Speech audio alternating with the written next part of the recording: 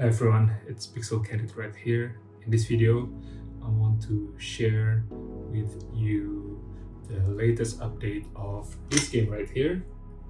For those of you who don't know, this is Cartapool, a 3D printed trading card game.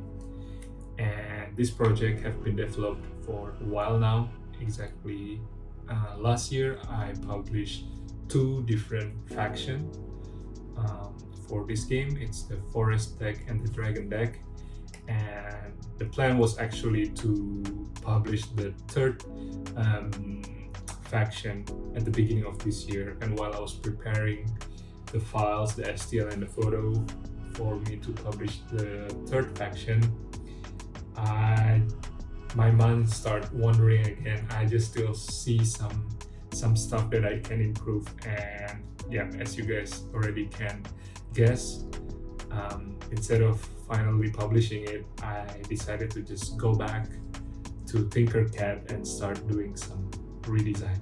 So this video, I will show you guys what I've been done to this game right here and what kind of improvement is actually added to the game. Without further ado, let's just cut to the montage and we will talk about it later.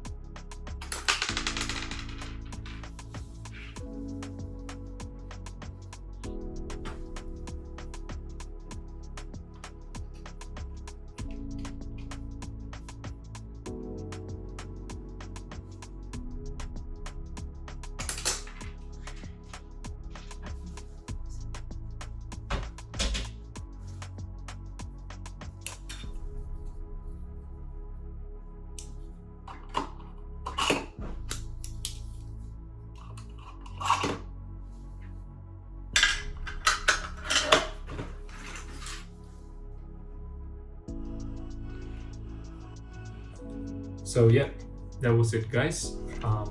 The update for Cartapult. As you guys can see, now the box is slightly bigger to accommodate some changes inside. Namely, it's the separate compartment for the dice.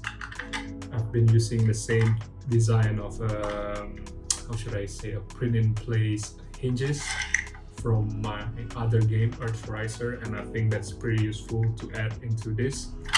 That way now we can always bring the dice separately, and we will make sure that it won't fall off when we open the box.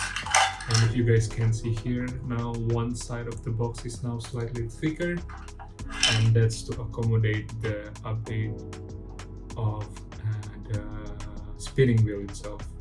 Now it's beefier, it has a thicker axis, and the axis itself can now attach way deeper. That way now it won't wobble and it's stable here. And as you guys can see, now it can really rotate smoothly. And hopefully it will also be much more rounded before. And lastly, I almost forgot, that's the card itself. Instead of using this super thin layer as hinges, now I updated all of the cards and I use this print-in-place hinges. That way it can now opens up more reliably, and hopefully it can last much longer. Let me show you the other parts. The other cards. Look at this now. They all have a print-in-place hinges at the bottom that you can always open, and then the lid can still open like so, and you can always close it. There is a lot of moving around and making sure that there is always enough space at the bottom of the card. That's something that I didn't plan at the beginning, especially while I was designing the visual of each card. And yeah, it's a bit tricky to add something quite integral and big into an existing design, but luckily there is not much card yet. I think I work on 12 cards at the end, and it's pretty okay, keeping in mind the time I spent for that, so I'm fine with that. Imagine if you already have like collection of 100 of cards that you need to change using Tinkercad. So yeah, but I'm quite happy with how it turned out now. I think the box itself is more robust, same goes with the card, so I'm quite happy.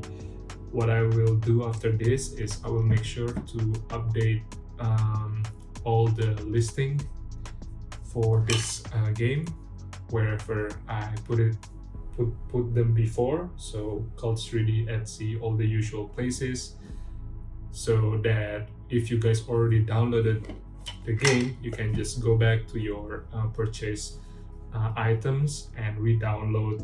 For those of you who bought this from Cults 3D, you will also get email notification that says that hey, your files have been updated.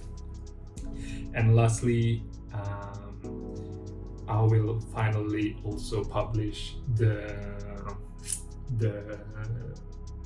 third deck, or the third faction. It's this thing right here, also already with the new design, so stay tuned for this. And yeah, that was the update for today. And if you are interested to see more of board game design, 3D printing, DIY stuff, consider subscribing to my channel. And otherwise, I'll see you in the next one. Bye bye.